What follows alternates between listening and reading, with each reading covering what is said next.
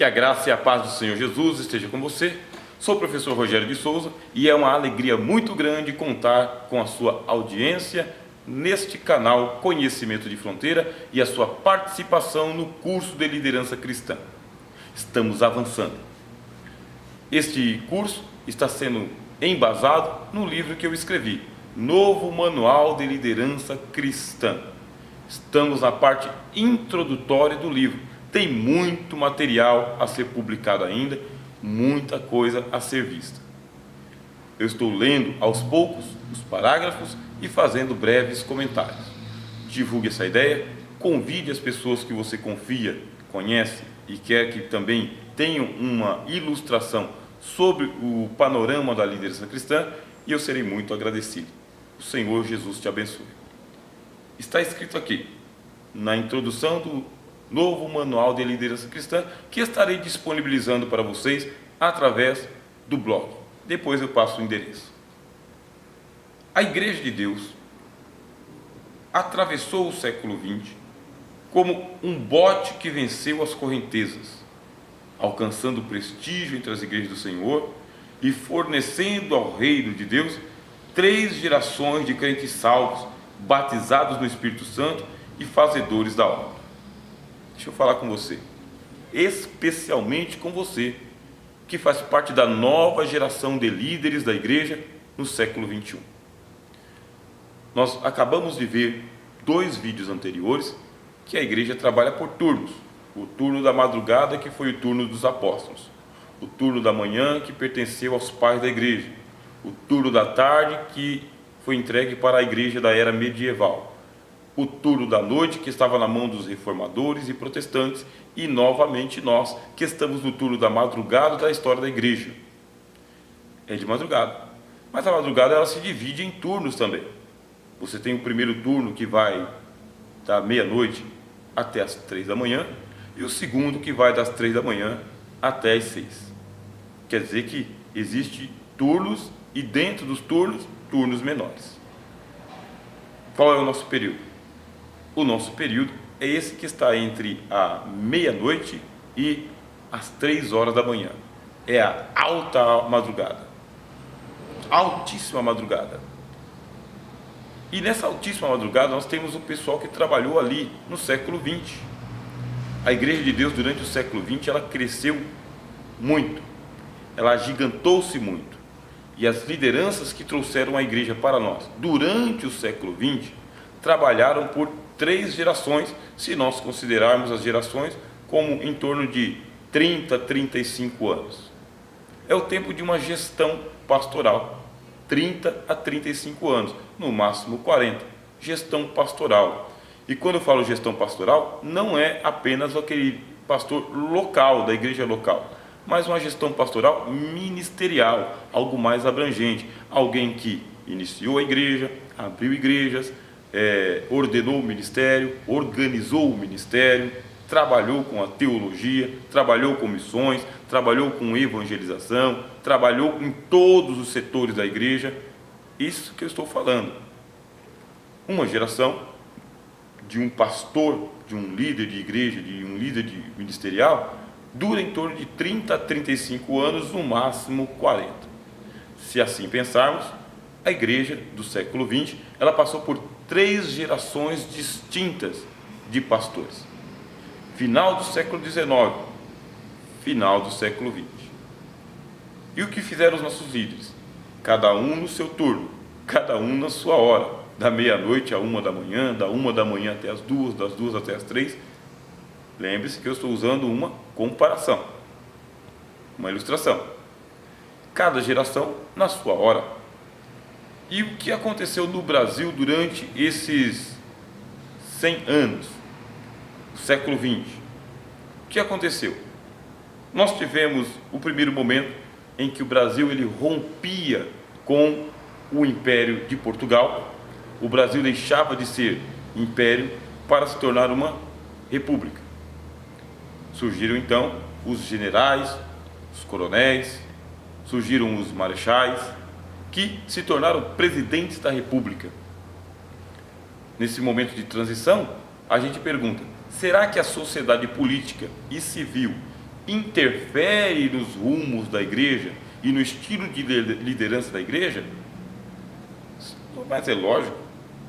Olha, quando o Senhor Jesus estava no mundo, o Império Romano mandava. E o Império Romano, ele determinava as políticas e a economia e até a cultura do mundo. E o Senhor Jesus, sendo judeu, foi morto por morte de cruz, que era a morte de um escravo.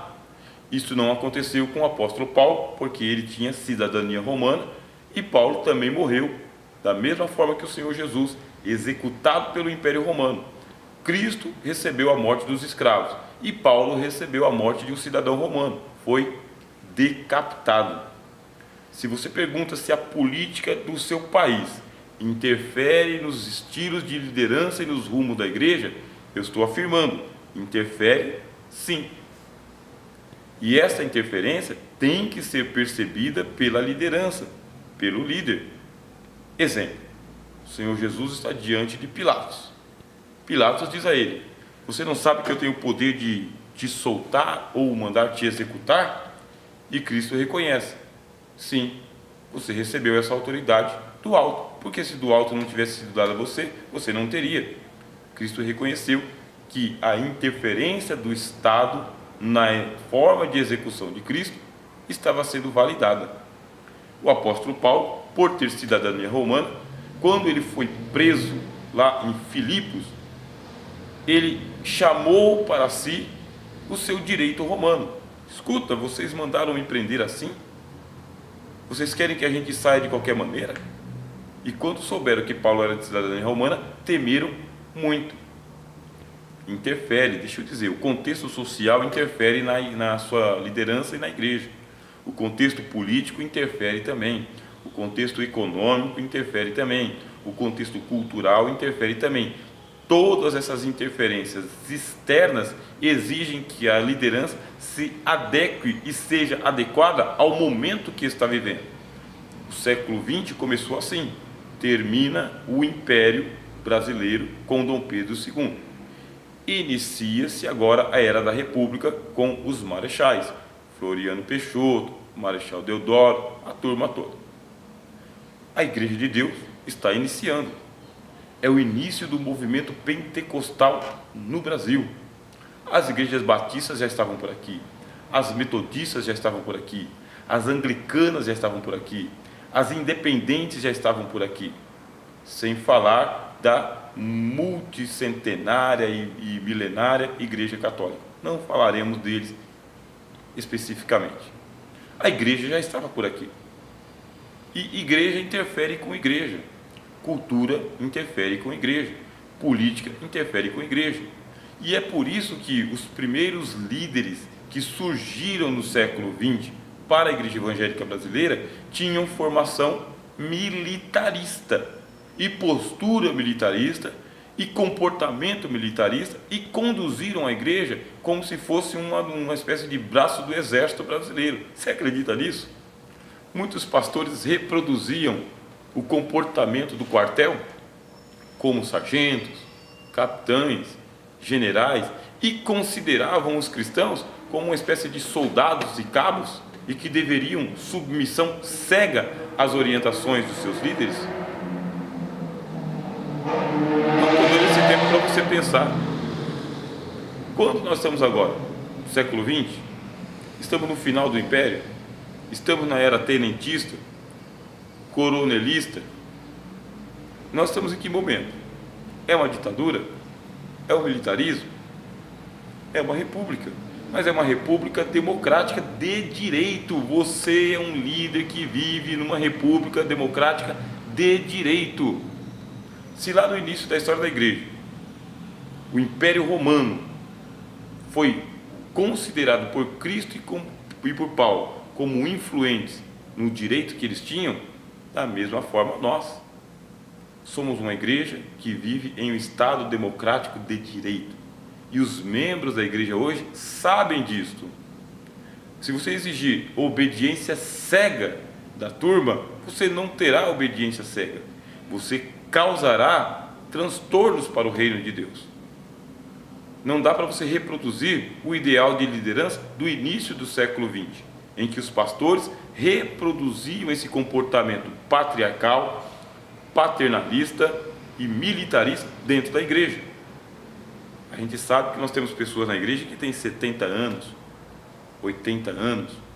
Tem pessoas na igreja que fazem parte daquela geração de pastores que falavam A era A, falavam B era B.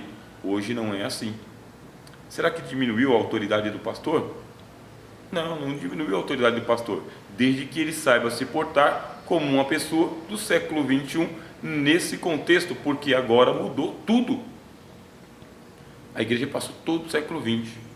Eu escrevi aqui que esses líderes, eles venceram as correntezas porque tiveram que passar por aquele período como se tivesse só um barquinho e as correntezas eram fortes.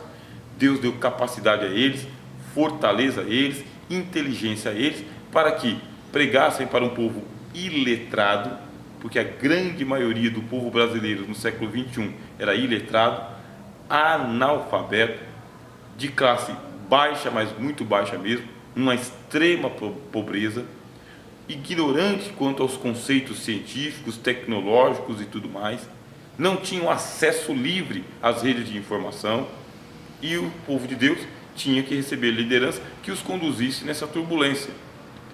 Eu não estou falando contra eles, os líderes que agiram de forma ditatorial naquele tempo, mas eu estou orientando você que isso acabou, terminou, aquela era passou.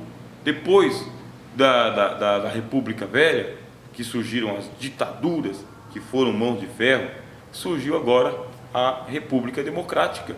É o tempo que nós estamos vivendo. Naquele tempo, buscava-se o batismo com o Espírito Santo, o falar em línguas estranhas, a abundância dos dons espirituais.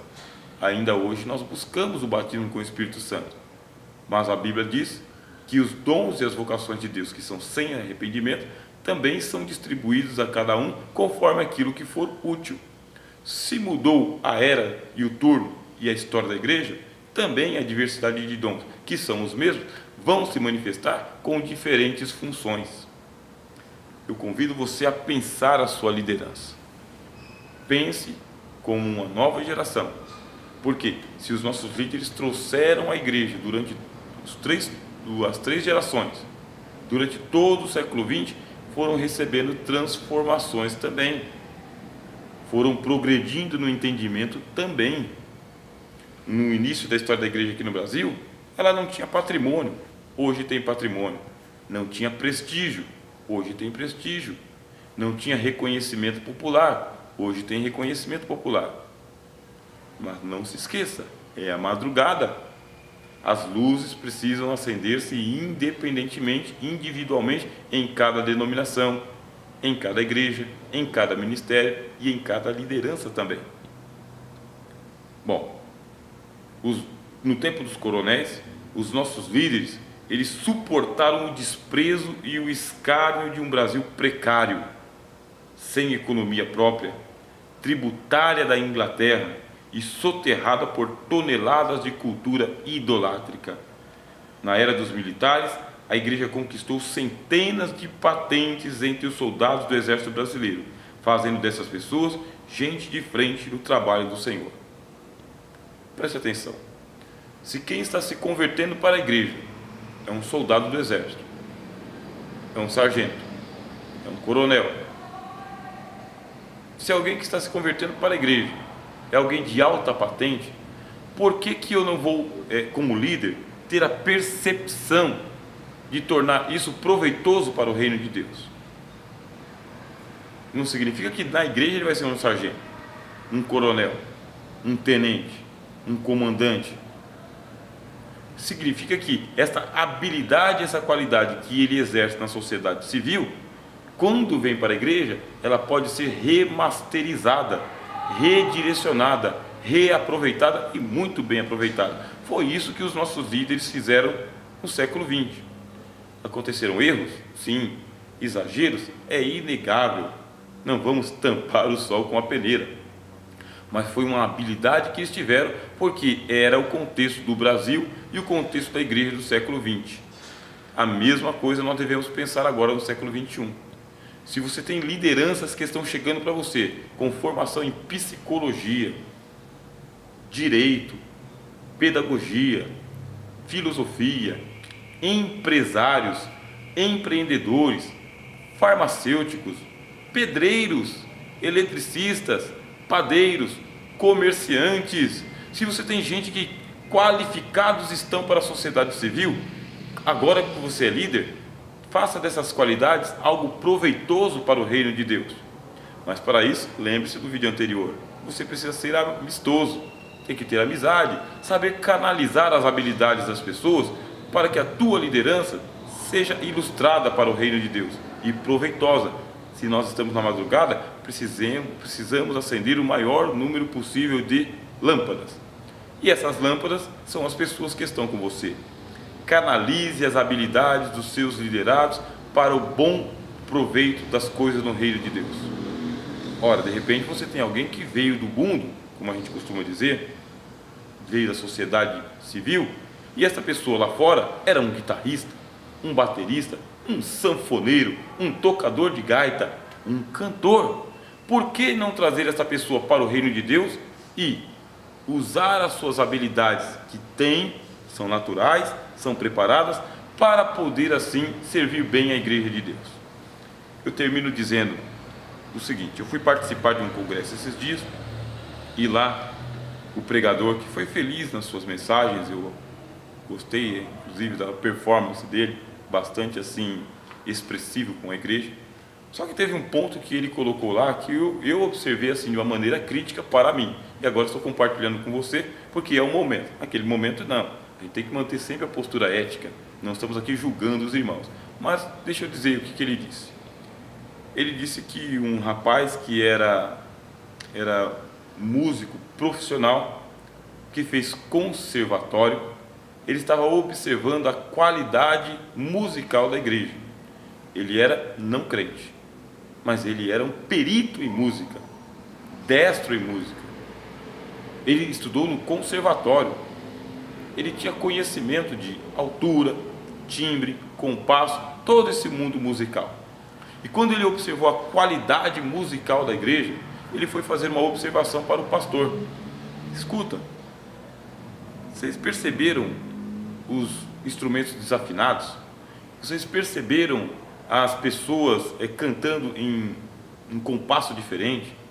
Vocês perceberam a falta de harmonia? Aí o pastor disse assim: não, eu não percebi nada disso não. Pois é, eu fiz conservatório e eu observei tudo isso daí. Por que vocês não melhoram a qualidade musical da igreja de vocês? Até aí, mil maravilhas. E veio a observação do pregador: sabe por que a gente não observa? Porque o importante para nós é que nós estamos fazendo para Deus. O importante para nós é que nós estamos cheios do Espírito Santo. Mesmo cantando errado, mesmo tocando errado, Deus está recebendo. A igreja entrou em ovacionamento, sabe? A igreja o aplaudiu. Eu mantive a minha modéstia, né? Minha alegria. Mas eu observo que o homem que estava falando, ele estava com razão. Porque nós somos uma igreja do século 21. Se você se propõe a trabalhar para o reino de Deus, mesmo que você não seja profissional, aprimore-se.